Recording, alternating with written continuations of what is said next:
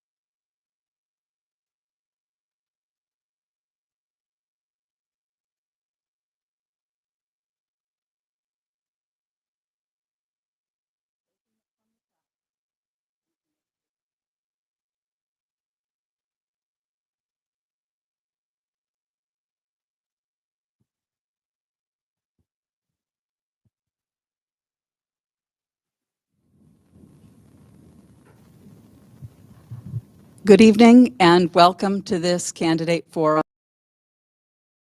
I am Catherine Lacroix. I'm the moderator this evening. I'm from the League of Women Voters of Greater Cleveland. This forum has been organized by our Greater Cleveland Hillcrest chapter, which has jurisdiction over the cities that are in the Mayfield School District. The League of Women Voters is nonpartisan. We do not endorse or support any candidate or any party. We are a membership organization supported by member dues and donations. So we are utterly impartial arbiters of these candidate forums, which we've been presenting for decades. The League of Women Voters does this nationwide. We in Greater Cleveland hold candidate forums regularly in the Greater Cleveland community. This evening, I would like to thank the library for hosting us and for sponsoring our live stream. For those of you who are attending live stream live, you will understand we had a little technical issue, so we're starting from scratch. I hope everyone can hear us now. And I'm looking forward to a lively debate with some of our candidates. The races we'll be covering tonight are City Council for Mayfield and the School Board. The format for the City Council is that although there are 5 candidates running for City Council, one candidate, Ms. Susan Sabetta, is with us in the Mayfield Library in person. The other candidates were unable to attend, and as is our practice, one candidate is in attendance. We read statements, but we do not take questions and answers. After we complete the City Council portion, we will move on to the School Board portion where we have candidates in attendance, and we will have questions and answers, including questions submitted by the audience on our live stream. And at that time, I will explain the format for the Q&A with the School Board candidates. But first, for the City Council, as I mentioned, because we have only one council candidate present, we will be presenting statements by council members who are absent, and then Ms. Sabetta can read her statement here. So the first statement, and I'm going in alphabetical order, is by Michael Balestrea, who is running for City Council. This is his statement, which I'm reading to you. I regret that I am not able to be here in person due to multiple other commitments. But I thank the League for the opportunity to read this statement and tell everyone why I'm seeking re-election to Mayfield Heights City Council. My name is Michael Balestrea. I've been a resident of Mayfield Heights for 41 years. I met my wife here at school in 1980, and we decided to stay.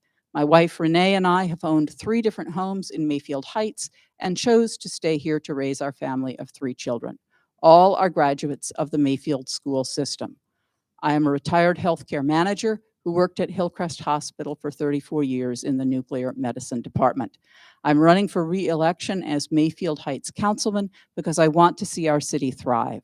The pandemic took and is continuing to take its toll on a number of our businesses. I care deeply for the city, and I bring a wealth of experience to the council as my past years as councilman, council president, planning commissioner, public works chair, and member working on our roads and infrastructure, and also as a volunteer coach and manager for the children's sports programs.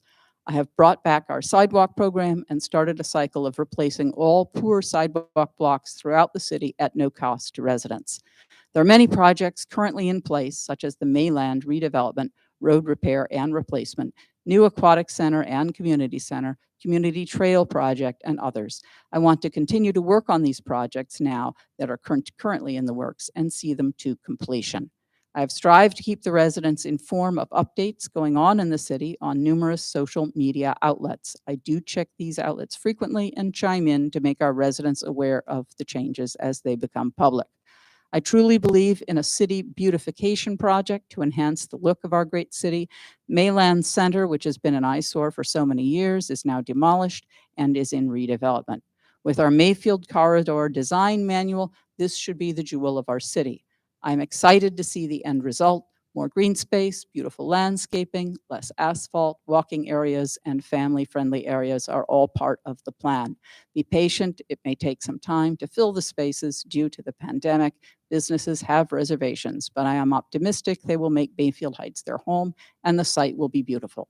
I would also like to improve on our exterior home maintenance program and the upkeep of our properties, homes, and businesses. We have quite a few rental homes and others that are not being taken care of. This is not a good outlook for our city.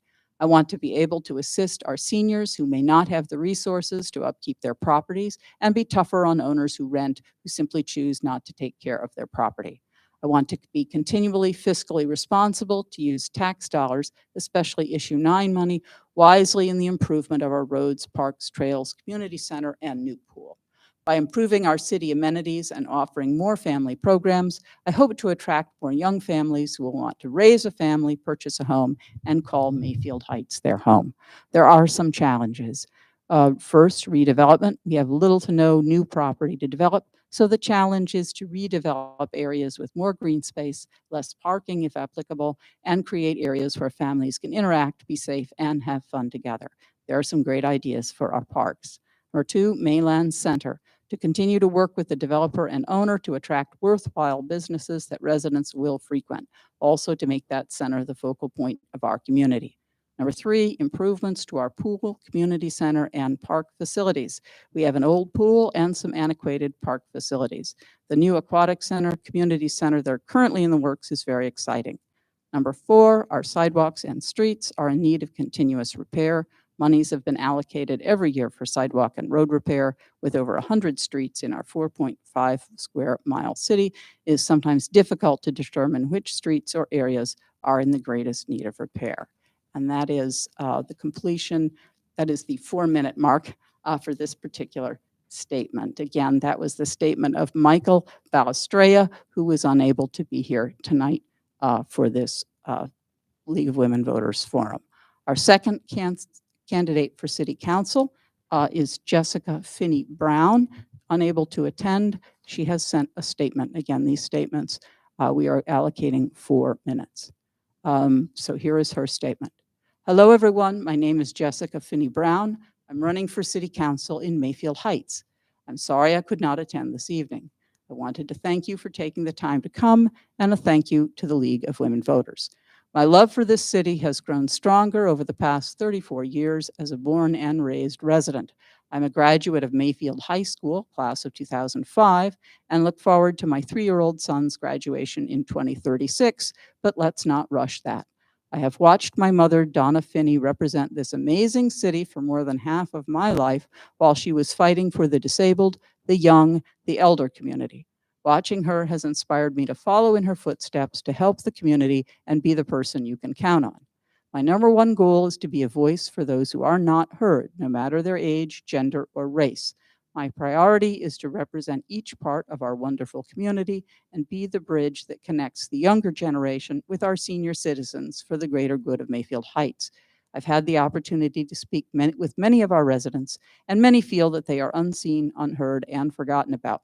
I hope to be the beginning of that change. I want to earn your trust, respect, and opportunity to hear your ideas and concerns. I hope to create an environment where the younger generation attends more committee meetings, becomes more active in the community, and more importantly, takes the opportunity to hear from our senior citizens that helped build this city. My goal is to bring back the excitement of being a resident of Mayfield Heights. I could not think of a better time to join council as we have so many changes coming to our beautiful community. For those who have not heard, we have amazing plans for our new aquatic and community center.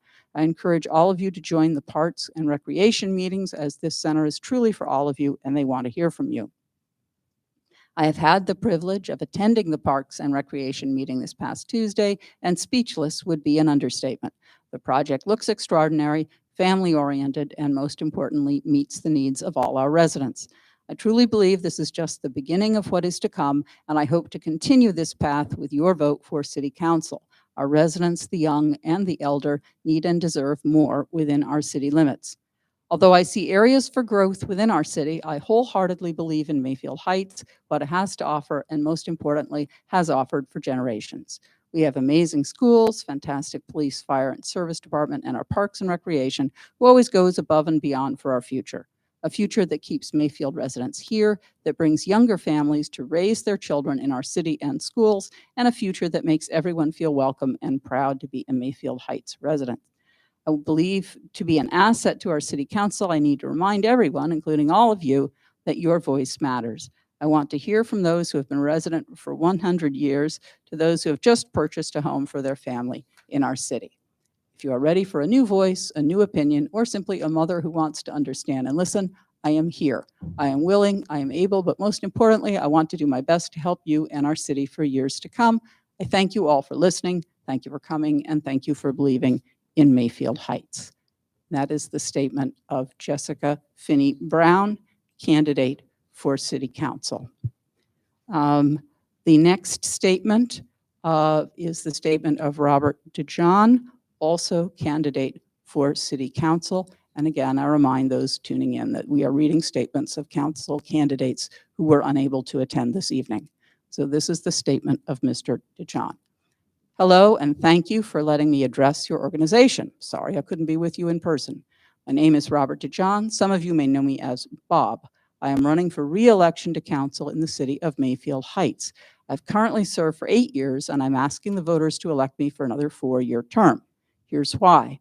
I believe in an open and transparent government, one where residents are informed on every issue. I have made this a priority throughout my time in council by responding to all resident inquiries and pushing for public recordings of meetings.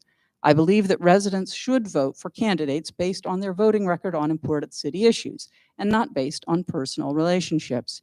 During my council terms, I've always voted in favor of what's best for our city, even if it means voting differently than other council members. I believe in the state of Ohio Open Checkbook, a first of its kind comprehensive website that provides open access to the financial and transactional data contained in the public entities such as local governments. The checkbook offers visitors a way to see how city money is spent and where revenue is generated and allocated in the city's budget. I am also an advocate for televised council meetings and would like to extend these capabilities to board and commission meetings. Seeing a meeting live, as opposed to reading minutes, is a much better way to understand the issues. I'm an advocate of a strong and well-funded police and fire department, as well as excellent city services. I am also fiscally conservative and believe in making sure all money is spent wisely and effectively, getting the most bang for our buck.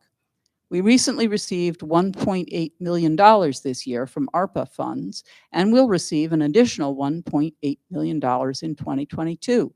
I want to see this money invested in repairing our sewers, which have been a major problem.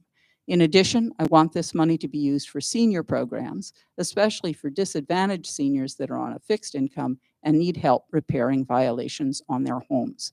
They would be income qualified. I believe in addressing issues immediately as they arise and consequently passing legislation proactively based on those issues. I'm not a politician, nor do I want to be. I am a voice for the people, for each and every one of you. I am representing the interest of those that voted me into office. I'm not for petty politics or political gain. I will always respond to residents, listen to their issues and concerns, and vote for things that will protect the health, safety, and welfare of you and our community. Thank you again for giving me the opportunity to address you. I know a written statement cannot replace a face-to-face meeting. I encourage you to reach out for a personal discussion and follow-up questions. He has an email, dejohn4council@gmail.com. He has a Facebook page, Robert DeJohn, Mayfield Heights City Councilman, and he gives us our cell phone number, which I will not read on the live stream, but I'm sure you can find him through the other mechanisms. So that is the statement of Mr. DeJohn, candidate for City Council. Now we have one candidate for City Council who is here with us at the library in person, and that is Ms. Susan Sabetta, and she will read her statement. Like the other candidates, she has 4 minutes. Thank you, Ms. Sabetta. Thank you for this opportunity to address you. I am seeking re-election for my current council seat, a responsible, challenging position that I am proud to hold. I have been an available, visible elected official. I pride myself that no resident concern or question directed my way has gone unanswered. Being a proactive, citizen-focused person, I have come to the table prepared to work. I will continue to show this same professionalism should I be reelected. I have developed a communicative relationship with all city departments, boards, committees, and commission. My independent voice with our city government has generated interest and change. Here's a small sample. Being the procuring cause and propellant of the fence ordinance, I work to advance our city beautification, future land value, and neighborly status. As Chagrin River Watershed Director, I promoted obtaining grant assistance for the renovation of Oakville Park. I encourage residential site visits to control property water runoff. I'm now working to incorporate riparian setback ordinances. As council representatives to Park and Recreation, I gathered several senior programs, one being container planting, which advanced to gardening, utilizing the Mayfield High School student horticultural department. And still, I am researching a concept of senior exercise and family play in the park. Being an original member of the Neighborhood Watch and graduate of the Citizens Police Academy, during COVID-19, I secured a UV area sanitation light to clean and protect residents and first responders. I have been invited by the Chief of Police to participate in the CLIA Award interview. As chairman and member of the Finance and Audit Committee, promoting debts, departments to eliminate waste, utilize idle funds, promote grants, and a proponent of new software benefiting compliance and transparency. After 5 years of attending BZA meetings, that is the Board of Zoning Appeals, I was appointed representative to council, adding questions, discussion, and thoughtful consideration to residents' appeals. I also served on the Legislative Committee, the Historic Mayfield Union Cemetery, and am chair of the Community Reinvestment Area Housing Council. This demonstrating an active, involved advocate for the residents, one who has not missed one committee or council meeting in 5 years. Some of you may recognize me as the Sherman House board member. I will continue to support and assist all residency, bring new ideas to build on existing platforms, promote community and business growth without leaving residents behind. I am happy to serve and would be honored to be reelected. A little bit about me. I married into this city 41 years ago. We're a family of 3 generations in Mayfield Heights. We're a family of 3 Mayfield School alumni. We're a family of 3 Gold residents, so I have a vested interest here. I carry 2 state licenses, both service-oriented with transferable skills and requiring continuing education. That I incorporated into my council seat. I have taken the Sunshine Law training every year of my council term, attended Robert's Rules, Ethics, Planning, and Zoning workshops. Please visit my website, www.susansabetta.com, to learn more. I am happy to serve and would be honored to be reelected. Thank you very much. Thank you. Okay, that concludes the city council portion of our candidate forum. We are now going to move on to the school board portion. What I would like to suggest is this. We have 5 school board candidates present. We have statements, written statements from candidates who were unable to attend. So while I am reading the written statements for the candidates who were unable to attend, which as in this council case, these will be 4-minute statements, I welcome the other candidates to come up to take their places at the table and place their name tags. That way we can avoid a gap of time while we rearrange ourselves, while I read the statements of the other candidates for the live stream. I hope you don't mind. It's a little informal, but I think it will be efficient. So what I'm going to do then is, while the school board candidates who are present are taking their places, I will read statements by the 3 candidates who are not present. When we get to the candidates who are present, the format will be as follows. Each of the candidates in the room with us today has 2 minutes for an opening statement. We will then have a series of questions from residents of Mayfield Heights presented to the candidates, and then the candidates will each have the opportunity to offer closing statements. And that will be during the live forum portion of this event. Right now, I will start off by reading in alphabetical order the statements of the candidates who are not here before we move on to the candidates who are here. And thank you all for being here very much. Is there a question? Yes, while you are speaking, you are allowed to remove your masks. I believe that's yes, while you are speaking, you may remove your mask. Okay, first, the first written statement of a candidate not present, Brian Belfiore. This will be a 4-minute statement. My name is Brian Belfiore. I'm a candidate for the Mayfield City Schools Board of Education. I'm a longtime resident of Mayfield Heights. My wife and I are graduates of Mayfield. We have 4 daughters, 3 of whom are currently students at Mill Ridge Elementary School. I earned my bachelor's degree in mechanical engineering from Cleveland State University, and I'm currently employed as a public service director for the city of Highland Heights. My wife holds a master's degree in education and taught in the classroom for 10 years.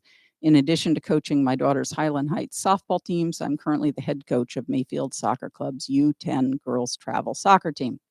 As a prospective candidate for school board, I hope to continue to improve on the district's goal toward excellence.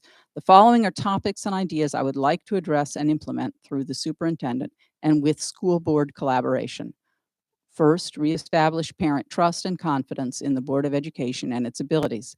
Second, establish a committee of parents, school officials, and stakeholders within each building that meet throughout the year to address parent issues and concerns. Parents' critical role in education needs to be reestablished. Third, work to maintain a low student-teacher ratio. Fourth, return children to normal, non-oppressive building conditions. Separating and segregating children's social interactions with peers is abusive and harmful to their social and emotional development. Next, continue to use data to inform and drive instruction. Next, reduce the reliance on online or electronic-based learning platforms for instructional purposes. An electronic device should never serve as a substitute for best practice teacher-driven classroom instruction. Establish a reasonable balance between the use of technology and paper and pencil learning. Next, work to create and implement a much-needed math intervention program. Ensure staffing appointments presented before the board are properly vetted. Hold the superintendent accountable for his decisions and the decisions of his staff. Ensure that the superintendent leads the district in a clear, unwavering direction, always having the best interests of students, staff, and community in mind. I appreciate your time and ask for your consideration when you vote on November 2nd. So that is the statement of Brian Belfiore, candidate for school board. Next, in alphabetical order, candidate not present, Ron Fernaro. And this is his statement, again, 4 minutes. My name is Ron Fernaro. I am president of the Mayfield Board of Education.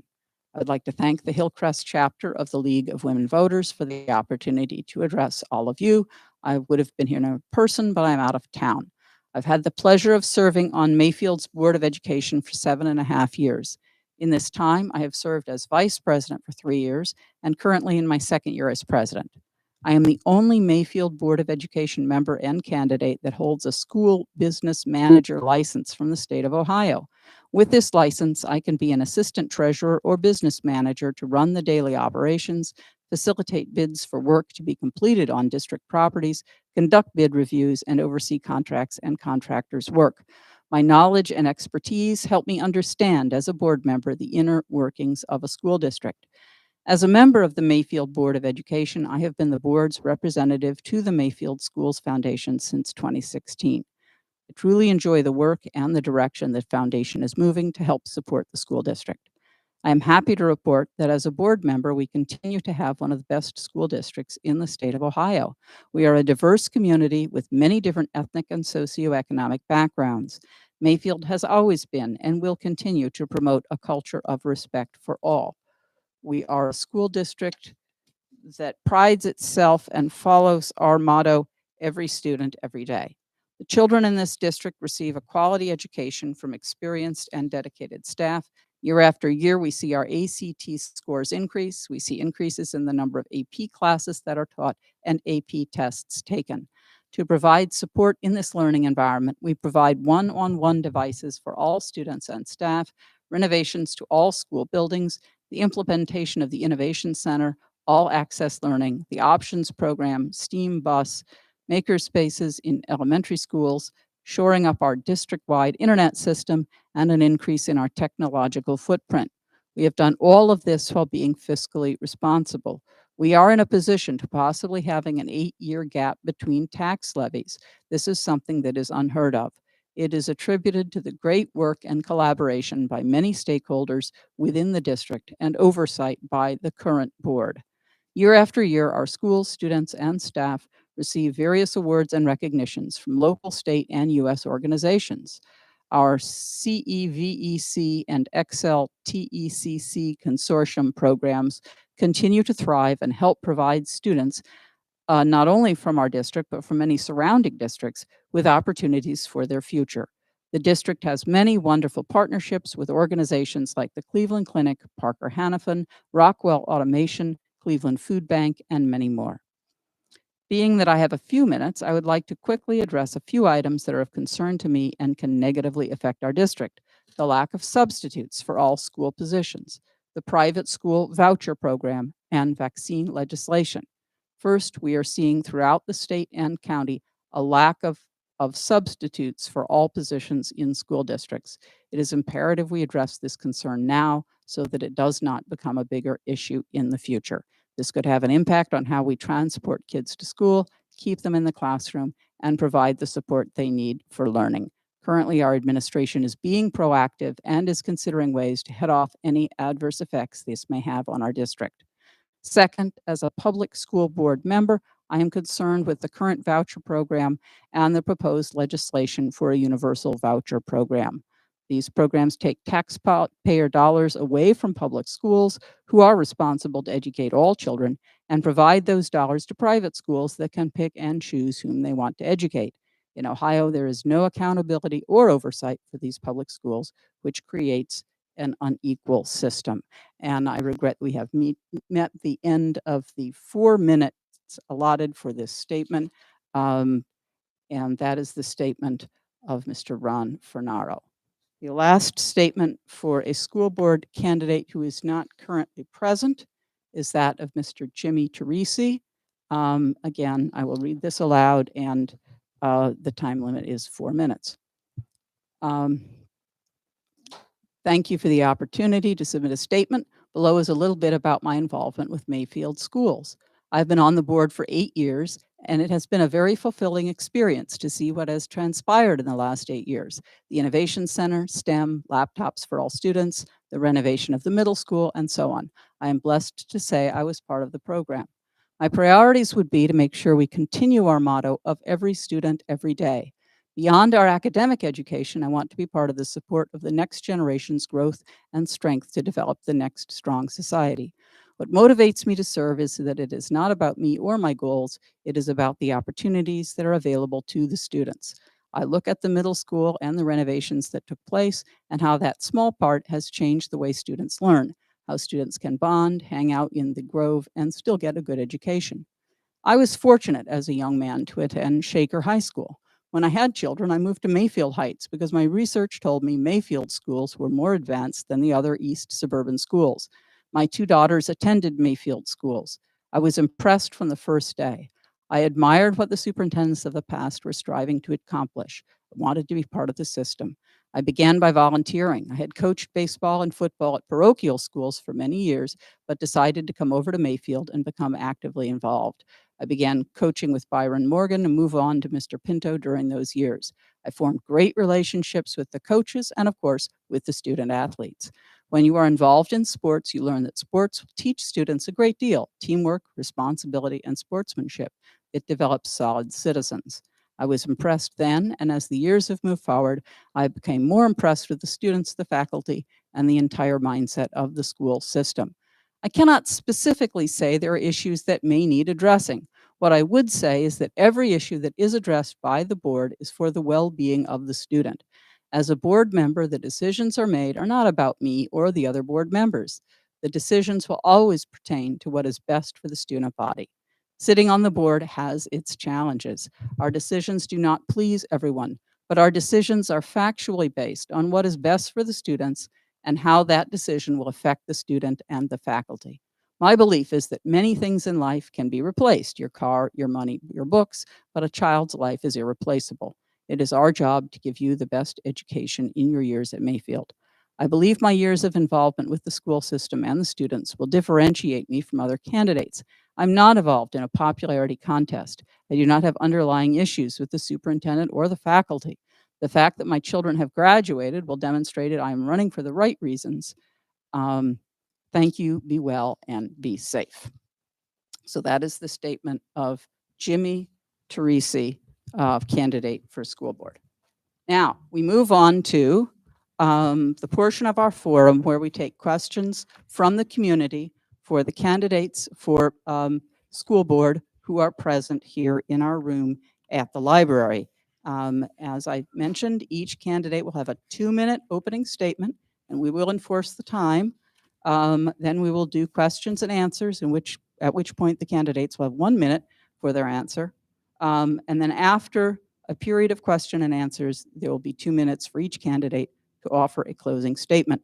A video recording is being made and will be posted on the League of Women Voters of Greater Cleveland YouTube channel after this evening is over.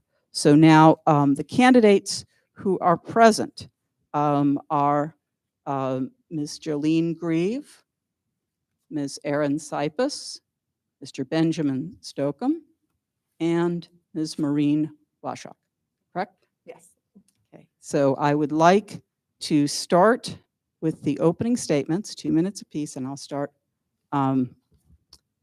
with Ms. Grieve. Thank you very much for having me here this evening. My name is Jolene Grieve. I am a candidate for the Mayfield City Schools Board of Education. I am a graduate of the Mayfield High School class of 1984 and currently reside in Highland Heights with my husband, Dan Grieve. We have been married for 27 years, officially tomorrow, and have lived in Highland Heights for the last 26 years. I am the proud mother of 3 sons, Joseph, Michael, and Anthony, who are all products of the Mayfield school system.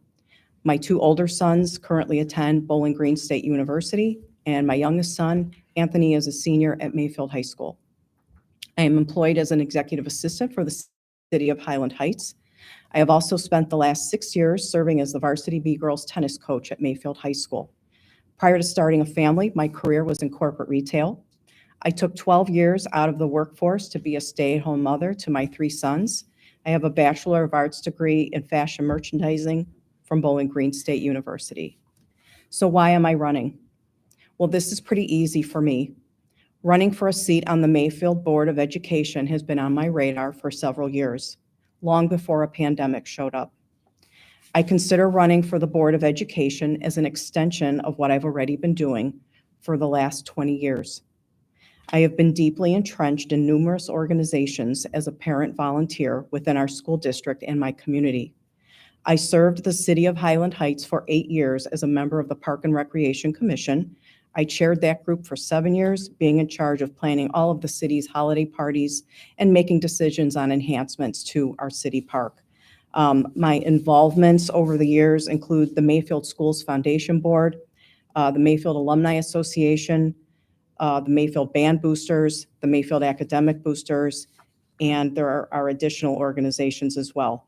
I believe engagement in these organizations has helped provide me with knowledge and experience to serve and help prepare me to serve on the school board. Thank you. Thank you. That we move on then to Ms. Erin Cyphus. Thank you so much for having me. My name is Erin Cyphus. Currently, I am a resident of Mayfield Village, Ohio, where I was born up until March of this past year. I was a resident of Mayfield Heights, where I've raised my 20-year-old daughter, my 15-year-old son, and my 8-year-old son. I am an alumni from Center Cyclone class of 1990, and I am a Mayfield High School alumni class of 1996. I've been volunteering in the community for 10 plus years at this point. Currently, I hold the role of Mayfield Athletic Booster President, formerly Mayfield Middle School Association President, Concessions and Fundraising Chair. I established a nonprofit for the Mayfield area communities for the families who endure unexpected hardships. I also created a scholarship for a child who least expects it. With my involvement, inside the district, outside of the district, I've gotten to know our community pretty well. In hopes to be elected, I'd like to continue to build those relationships with community to district by working pretty collaboratively with the city of Mayfield Heights. In 2018, I was named Citizen of the Year. So my hopes is to continue to do what I've always done, which is to bring people together. Focus on children is big for me. Having 3, being one that was born and raised here, one who requires special education, has opened my eyes to a lot of things. Although I commend anyone who's walked this walk before me, there's a lot of areas that I believe need vast improvement. So as I've said all along, my hope is to be the voice of the unheard as well. Thank you. Thank you, Ms. Cyphus. The next candidate then is Benjamin Stoke. Thank you. Hi, Benjamin Stokeham. So I have lived in Mayfield Heights for 15 years. I have 3 little girls, 2 of whom currently attend Millridge Elementary School. My youngest one is in preschool, but we plan to send her to Millridge in a couple of years also. I'm a husband and a father, and I'm a businessman. I own and operate a family of 3 professional and executive recruiting firms. I'm running for a seat on the board because frankly, I see trouble on the horizon for Mayfield schools, and our school board, as it's currently structured, in my opinion, is not addressing the core issues of maintaining educational excellence in our school system. Over the past 10 years, there's been a steady decline in student proficiency in math, reading, and language arts in Mayfield schools. In 2010, we were at an 87% proficiency level in math and an 89% proficiency level in reading and language arts. As of 2020, we are down to approximately 72% proficiency in math and down to 77% in reading and language arts. That's a 16% and a 12% decline in these categories. Our graduation rates have remained relatively steady, but we're graduating young adults with lower level skills who are less prepared to compete in an increasingly complex world. I fully understand that these are just data points and you can't tell a whole story of success and failure, but I have not heard any discussion with our current board about these data points. They are real. So that's very concerning to me. Over the past 2 years, as I've been observing the board meetings and board minutes, I don't see any of these trends being discussed, and I view that as it's irresponsible. I think it's an abdication of leadership, and I think excellence is the only standard, considering how much wealth, relatively speaking, Mayfield Schools has. The only standard for outcomes across all of our programs should be excellence, in my opinion. Thank you. Okay, thank you, Mr. Stokeham. Our final candidate who is in attendance here this evening, Maureen Washock. Opening statement, 2 minutes. Okay. Hi, good evening again. Thank you for having me here at this forum this evening. My name is Maureen Washock, and I am also a candidate for the Board of Education. My background, I am a pediatric nurse. I'm currently employed as a hospital-based nurse educator. As I said, my background is in pediatrics. I also hold a certification in pediatrics, but most importantly, I am a mother of 3 children who are in the Mayfield schools.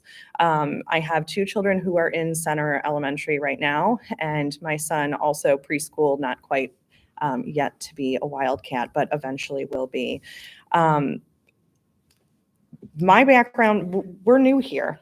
We moved here in 2016, but I think that this is an asset because I chose Mayfield. I looked at all of that Mayfield had to offer. We really, really looked at the schools, and we knew that this was the home for us, where we wanted to raise our children. My biggest things that I am looking on running on is reducing barriers to parent participation. Families today are extremely busy, and I think that it's the board's job to really facilitate more ways that we can get our community engaged. The parent council has been mentioned a couple of times. I'm an advocate for that as well. I would want to work to facilitate superintendent town hall style meetings where families could interact more openly. And I also want to revisit some of the policy that makes it difficult for people to interact at board meetings. I do have a background in critical conversations and debriefing and working through tough issues. I think that that's a really important thing to have for transparency. I'm also a big advocate of safe schools and believe in trusting our experts in mental health, supporting our counselor to student ratio, and evidence-based practices, as well as honesty in education. Thank you very much for your statement. We're now moving to the question and answer section of this forum. I will direct the questions to the candidates. These are questions submitted by residents, and each candidate will have a minute to answer the question. So our first question this evening concerns testing. Testing is a perennial issue in public schools. And in view of the great importance attached to standardized testing, what changes do you think should be made to state testing requirements? Do you agree with the reliance on standardized testing? How would you advocate for change, or how would you support the current situation? And I'll start with Ms. Grieve. Well, having had 2 kids already go all the way through the Mayfield schools and one about to be done in May of '22, I believe there is way too much state testing. I realize this is a necessity to determine where our kids are at, but I do not believe it is the full story. I am a parent of 2 sons who have been on IEPs all the way through high school, since preschool, and those tests are challenging. It certainly does not dictate where their actual education level is. I do not like that we would be relying solely on those results. I would be an advocate for reduction in state testing. There must be some other way to measure their academic achievement. Thank you. Okay, thank you. Ms. Cyphus, the question is about state testing, the emphasis on it. How would you change it if you could? I spent 20 minutes with my third grader's teacher this afternoon at parent-teacher conference, and he was required to take a test on a screen, and he was required, he took a test on his tablet, and his scores were very, very low. She didn't understand because she knew his capabilities and what she knew that he could do. So she decided to print the test, and she gave him the printed test, and he almost scored 100%. How we test, how often we test, how we're measuring these children is sad. They all learn differently. And I too have one on an IEP, and possibly I'm looking at another one heading on an IEP. So with Jolene, I would advocate to take a better look at this. I don't like it.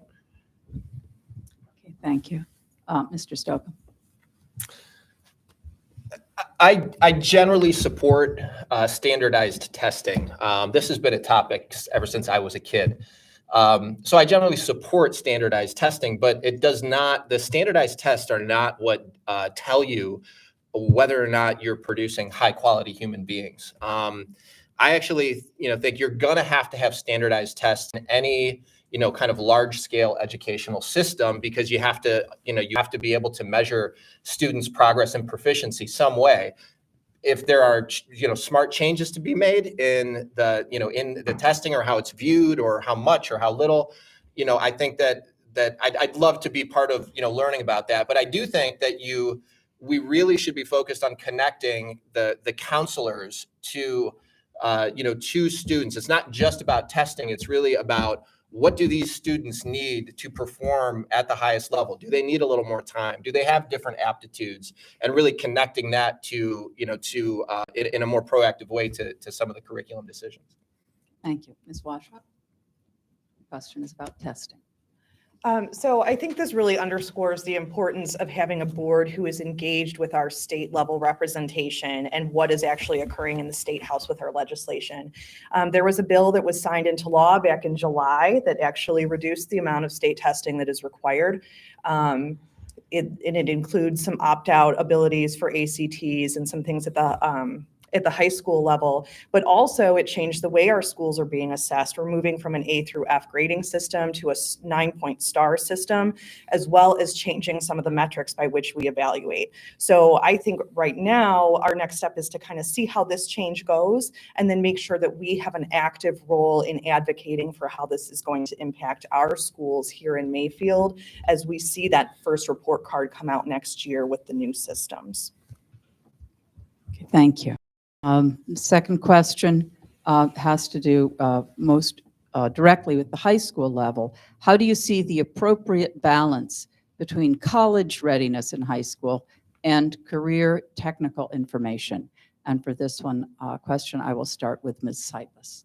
Can you ask that question again, please? Certainly. It is, how do you see the appropriate balance between college readiness in high school and career technical education?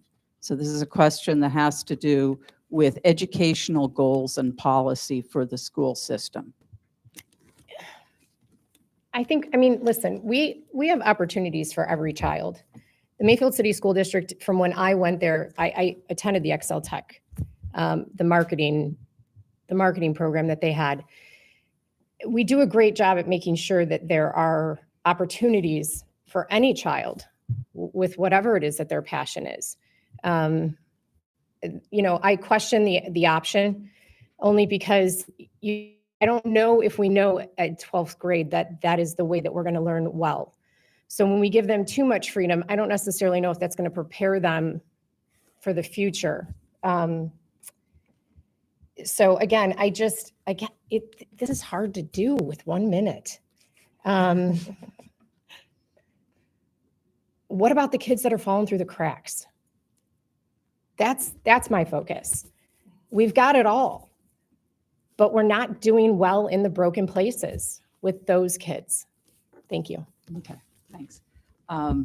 Question, Mr. Stoke. Would you mind repeating it again? Certainly. It's, how do you see the appropriate balance between college readiness in high school and career technical education? I think too many kids go to college today, especially too many kids go to college right after high school. College has become a little bit like a rite of passage instead of a place of higher learning, in my opinion. So I definitely would like to see more emphasis, or a little more emphasis on technical and vocational programs. By the way, this brings up a big point. Vocational programs, especially in blue collar vocations, in my view, in high school, should be paired with programs around entrepreneurship and programs around business, because these vocational programs, plumbers that end up running plumbing businesses, mechanics that could get into HVAC end up running mechanical contractors. And these are huge. I mean, these are very real business opportunities and career and lifestyle kind of economic opportunities that enable those types of folks to stay in the community as well and create economic development from a business standpoint. So 1 minute is short. Right? 1 minute is short. That's a deep question. Ms. Washok. I agree with it. 1 minute is short. But I think that we did take some positive steps with reducing some of that testing burden in the high school level, where if you were not planning on being college bound, you're no longer forced into that direction of having to take all of that testing that is the prerequisite to going off to college. I mean, I grew up in a family where neither of my parents had college degrees, but they had fantastic, great union jobs. My dad was a pipe fitter. It provided for us very well. We had great benefits. And that was one of the things that I like about the Mayfield program. We have this really awesome ability to plug kids in where they go. And I think that, as a culture, we are learning from my millennial generation that a college degree doesn't automatically mean a huge high-paying job. It also means burdensome debt from coming out of college. So I think that, we're making strides, and I'd like to see those continue.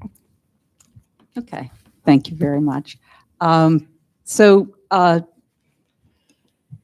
further question on curriculum. Oh, I'm sorry. Good heavens. Yes, thank you for reminding me, Ms. Grieve. We got to the end of the table. It's like, oh, no, wait, I was starting partway down. I'm sorry. Thank you for reminding me, Ms. Grieve. Okay. So I'm actually excited to answer this, and it's because I have a current high schooler, and I've also had 2 graduate. My middle son, Michael, was the first class to participate in the option at the high school. And that is, for those not familiar with the option, it is a self-paced program. When my husband and I attended the meeting for the option, one of the past Mayfield students were surveyed, and what's the one thing that they felt they really needed more of that they didn't get in high school. Well, they felt it was time management skills. So the option is geared towards managing your time to be prepared for what is next. I also have a son in the Excel Tech program, which is prepare students for the trades, carpentry. My son is in information technology programming. We need to continue to focus on these programs. I do believe there is a huge benefit.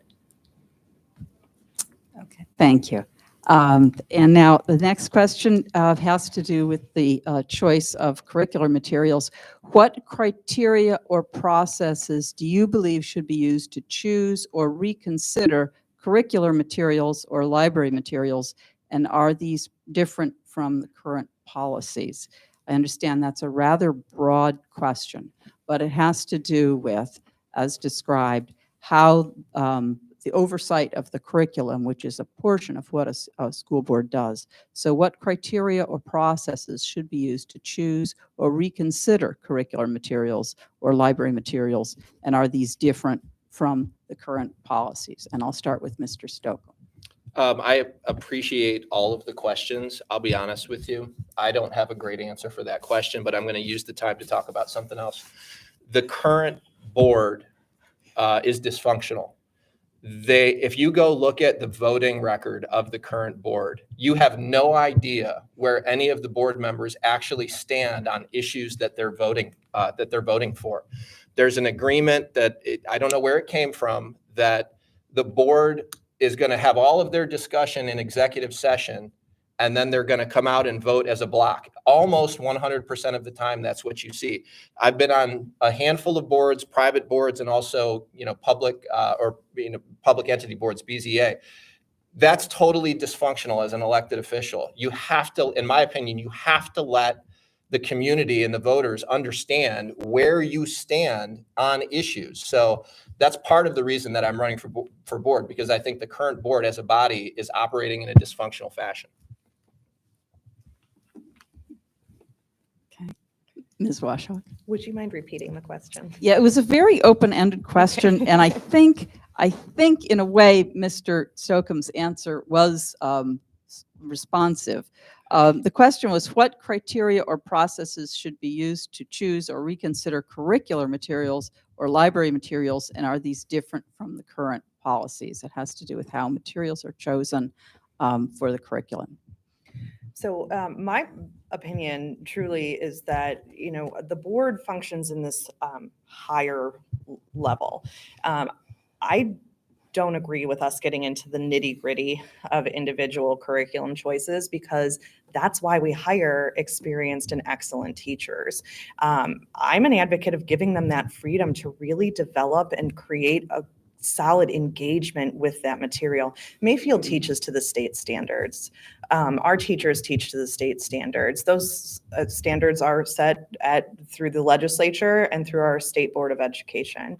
To me, we come in when there's an issue.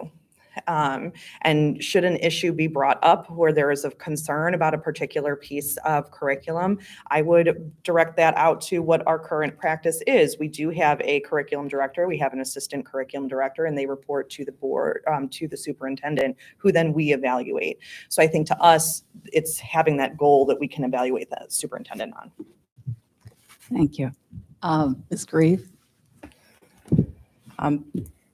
My feelings are very similar to Maureen's. The district has a curriculum director. That is their job. The role of the Board of Education is not to select the curriculum. That is what the director does, and I believe does that with teacher input. I've said this in other forums that, for me personally, I would like to be sitting in our classrooms. I don't necessarily need to be selecting our curriculum. That's why we hire good people. However, I do choose to be an active school board member if elected, and I want to be sitting in our classrooms. I want to see the engagement of the students. I want to see what they're learning. Thank you. Thank you. Ms. Cyphus? I recently learned how you introduce new curriculum. If a student does it, or if someone from one of the departments, an already educator of the Mayfield City School District would introduce new curriculum, and the process that it has to go through in order for it to be approved. For someone who knows how to write curriculum, it could change in a year. For a student who says, I would like to have an elective class on Black history, it could take 2 years before that curriculum changes. Again, I'm going to go back to those students who aren't capable of keeping up with the curriculum that's presented now. Thank you. Excellent. There is much attention to the role of public schools in teaching children to think about controversial topics. Do you think your district has enough resources for teachers who might be confused about what material they may teach? And I'll start with Ms. Washer. So I think this, again, is one of those state level questions too, because we do have a couple of bills that are sitting in the State House that will look to ban divisive topics. I believe in honesty in education and teaching true history of the United States. The danger in banning something as being divisive means that we can't discuss that women couldn't apply for a credit card and have it granted to them unless they were married until 1974. This is an important part of our history. I think that those more current concerns also are things that are worth talking about. With some of the bills having been passed in Texas, we've seen them remove those kind of critical thinking courses where students were able to propose policy, work through policy, have open debate. This is part of how we learn to think and judge our own opinions and become good contributing members of society. And I got the stop sign. Okay, so. That's good. Thank you. Mr. Stoke. I think that the challenge, and I think I understand, if you read the question, read through the tea leaves of the question and understand what's going on in the world. Look, we're living in a world where there's no truth agreed upon. It's my truth and your truth. And that's a problem. And it starts to create, if you have advocates that are in the classroom, that you talk about, teaching complex issues. Okay, well, let's throw out specific issues and talk about them. I have 1 minute, so I can't do that now. But there's no truth anymore. Truth has become a judgment call. And if you have advocates that are in the classroom as teachers that are advocating for what they judge to be truth, that can create real problems in a community that doesn't agree with those judgments. So, there's a lot of depth that we can get into with a lot more than a minute, and it probably deserves more than a minute. So. Okay. Ms. Cyphus. Can you ask the question again, please? Yes, I said it is. There's much attention to the role of public schools in teaching children to think about controversial topics. Do you think your district has enough resources for teachers who might be confused about what materials they may teach? I think, yes, the issue has come up as to whether children should be allowed to consider controversial topics, but this question focuses on how this affects the teaching environment in the classroom. So I think they have all the resources in the world. Do I think that they have the time to utilize them? Not necessarily. Do I think controversial topics are talked about in the cafeteria and on the practice fields? Absolutely. Do I think it's a teacher's responsibility or even right to push their personal opinion or agenda on our students? No. And have there been accusations of that? Yes. There's resources. Absolutely. If they seek them and they want to utilize them, they have to ask permission to do so. And some do. Some don't. Some educators are tired, they're burned out, and they have no interest. So what do we do to help that? Thank you. Okay. Ms. Grieve. Thank you. Unfortunately, the controversial material that I think may be referenced here is tied to politics. And, I don't believe that's a place to be in our classrooms. Our teachers are coming out of a really difficult time. We have students that are behind due to this pandemic. We were in a lockdown. Kids were learning remotely. Not everybody was back in the classroom last year. So our teachers' time should be spent educating our students on the here and the now and preparing them for life after high school. We're in a tough spot here. However, the focus needs to remain on advancing our students in the classroom. Thank you. Okay, thank you for that.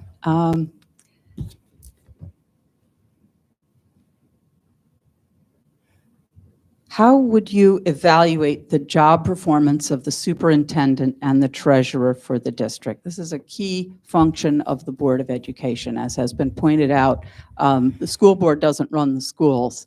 The school board is a higher level policy setting body, but one of its functions is to evaluate the job performance of the superintendent and the treasurer for the district. So how would you evaluate them? What specifically would you look to see as indicators that these people are excelling at their positions? And I'll start with Ms. Cyphus. So again, a minute and the mask on off is really a pain. Before coming to this, I was invited by our superintendent, Mike Barnes, and Laura Euler, who is our communications, whatever her title is, at the Mayfield Middle School, where they have now created a parent support group. And that is amazing. This is something that I tried to bring to the district a year ago and I was denied. This gave parents from each parent organization, and who doesn't know their parents better than the people that are actually involved and always at the schools, but this group. I was there when Dr. Barnes presented his 100-day plan, and by seeing this meeting tonight, seeing it come to fruition, seeing him wiping down tables and really listening to the parents, it's just a checklist. He presented, and now it's our job to make sure that he does exactly what he promised. But you're not going to see that unless you're involved. Mr. Stoke. You start by mapping out the entire organizational structure of the school system, and it all traces itself right back up to the superintendent and then the treasurer, who's kind of sitting right next to him. Together with the superintendent, you establish an agreed upon set of key performance indicators. They can be different. They can be changed on a year-over-year, quarter-over-quarter basis. You establish those key performance indicators. You work your way from kind of the bottom of the org chart back to the top, and you evaluate the superintendent on his ability to effectively manage the organization to high performance on a consistent basis. When there are areas that aren't performing well enough, you put together action plans for what you're going to do going forward. And as long as the board is supportive of the superintendent's overall performance and the community's supportive of the board, you continue to work on problems and find solutions and get better. Thank you. Okay, so there's already a process that's kind of set by the Ohio State School Board Association, and it requires having a strategic plan on file. Mayfield does have a strategic plan, although theirs is a little bit more dynamic, and it's based on 4 main pillars. In my background, I have written nursing continuing education. It has required me to have very set, smart, measurable goals. Our board has fallen off on doing this throughout the pandemic. I would like to renew that and again, have very solid measurable things. I think that this will be a key problem for the board moving into the next year because of the changes in the school report cards. So our metrics are going to change, which means we're going to have to reset a lot of goals and objectives, which means that strategic plan is going to have to really be looked at to see how exactly we're going to do to make those analyses. And to Dr. Barnes' 100-day plan, that should be actions that then set in to support those goals. Thank you. Ms. Grieve. Look, Mayfield has a new superintendent as of this school year. And our superintendent delivered an address with a 100-day plan. As Aaron mentioned, because we are both pretty actively involved as parent volunteers, a parent council has been established recently, which I think is much needed and long overdue. I know we would both be in agreement on that. The superintendent has also implemented something new called Coffee Talks. So that's, engaging with the community. There's also going to be a State of the Schools address through the Mayfield Chamber of Commerce coming up. As far as our treasurer, in my opinion, we have a pretty solid treasurer. He is rewarded annually by the state for being fiscally responsible. I know, I'm sorry, can I just finish? The job of the board is to ensure that the treasurer is, fiscally responsible, no levy. At this point in time, sounds like for about 2 more years. That's in our board minutes. Thank you. Thank you. No, that's good. Thank you. So I'm looking at the clock, and what I think we should do, I think that should be the last question. I think we'll move on to closing statements at this point. Thank you for bearing with some of the delay in the start of our live stream, which has affected our timing a little bit. So let's proceed to our closing statements. Each candidate has 2 minutes. I would like to start from the other end of the alphabet this time, Ms. Washok. All right, so what I've been saying about my campaign is that I pride myself on being the candidate who does her homework. I did attend the Ohio School Board Association training. If elected, I would attend their boot camp for new school board members. I have a background in advocacy work, which has led me to a lot of conversations at the state level, working with people who I don't necessarily have political alignment, but finding common ground and ways to work together. I think that our priorities moving forward in the next year is we need to rectify some of those perceptions in the community that we are not connecting with the community. I think that is our biggest priority because with the change coming of that new school report card, I think that there's already perceptions that we're falling off in quality, and we need to be able to be on the forefront. Here's what you can expect to see on the new school report card. Here's how we are working to address deficits. Here's how we are achieving the high marks. And I think that needs to be really open and transparent to the community. As far as some of those hot button things that are in the legislature, I am opposed to House Bill 290, which is the one that would create this large fund for charter schools separate out from there. I think that pulls away from our funding, and we're making strides right now. Mayfield is set to receive $3.7 million more in the current budget than we have in past years, which I think could offset some of the costs of the pandemic. I'm also opposed to House Bills 322 and 327, which were mentioned earlier with divisive concepts, because I think that putting things into these broad categories really creates a fear within our teachers of what they can and cannot teach when it's not well defined. And I also oppose the 27, because it included a financial penalty. I don't think we should have state law that's going to pull funding away from schools. And so thank you again. I'm Maureen Washok, and I appreciate your vote on the second. Okay, Mr. Stoke. I'll just close with some of the things that were mentioned already. The board, as it's currently structured, in many people's views, it operates dysfunctionally. There's a total lack of transparency on what the individual board members think about individual issues. The accountability and kind of governance function is it's very difficult to see where that core function of the board as a body is really being executed at a high level.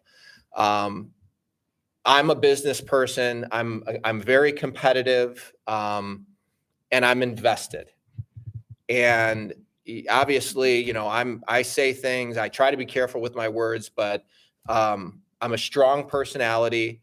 And that said, I don't just run around howling at the moon. And I believe that I can be a very effective board member to bring a much stronger level of governance, accountability, transparency, and Maureen and I totally agree. And I think I've heard it from everybody, community involvement. The community generally feels kind of disconnected from the operation of the school board. Or from the school board. So I think that I can be a very effective, I think, you know, anybody up here could be effective and bring a new voice, some fresh ideas, and a new sense of community connectivity at the board level. And I believe that I could be a very, you know, very effective at, look, my biggest role, my biggest thing is accountability, transparency, and governance, right? Not an academic wonk. Governance, accountability, so the community knows what's going on, and the superintendent is being held to a very, very high standard for the outcomes of our students across the school system. Thank you. Ms. Cyphus. It would be a privilege to be able to serve on another level if I were to be elected to Board of Education. I will never stop serving our 4 communities. I will never stop doing right by the children of our community. That's not going to change regardless of what happens on November 2nd. I've said this before, and I'm going to say it again. I'm not going anywhere. I've done all these things that have been suggested. What Dr. Barnes has already implemented, I suggested 2 years ago. And it was, you know, again, God bless those that went through last year in leadership positions. It wasn't easy for anyone. I don't know if anyone knew what they were doing. Being as rooted in this community that I've been, you know, I had a professional career. I decided to become a stay-at-home mom, and I used what I learned as general manager of executive caters at Lander Haven, where I used to oversee anywhere from the tune of 150 to 2 employees for special events in 7 different venues. So when we talk building, safety, logistics, what works, what doesn't, build relationships with the janitorial staff, to the leadership staff, to the management staff, to the temporary help. My background and my life experience gives me a different perspective. I may not have the time to do the homework Maureen does because I'm busy in the trenches serving hot dogs and popcorn at the soccer games. And I love Ben's business sense because that's admirable. And when I grow up, I want to be like Jolene, because every notebook I've ever been handed as a board member in any of the volunteer organizations, her name was in it before mine. I stand for inclusion. I stand for emotional and mental health support, big time, taking a closer look at special education. Again, the voice for the unheard. Too many people have sued our district for the wrong reasons. I don't like that. And I have a really big heart. So I would really love everyone's support on November 2nd. It's okay if I'm not your girl. I've said that before, but I'm not going anywhere. So thank you. Thank you. And Ms. Green. Thank you. The number one reason any of us should be running for the Board of Education is because of the kids. Hands down, it is the number one objective. I will say, I've said it before, I have no personal agenda in seeking this position. I have a very strong sense of community, very strong sense of involvement in our district. I believe that could be a true asset to the Board of Education. You know, I've met a lot of wonderful parents throughout the many years being involved. We have a great community. We have a good thing here. I want to be a part of continuing the excellence in our school district. I said previously, I commit to being an engaged school board member if elected. I want to sit in our classrooms.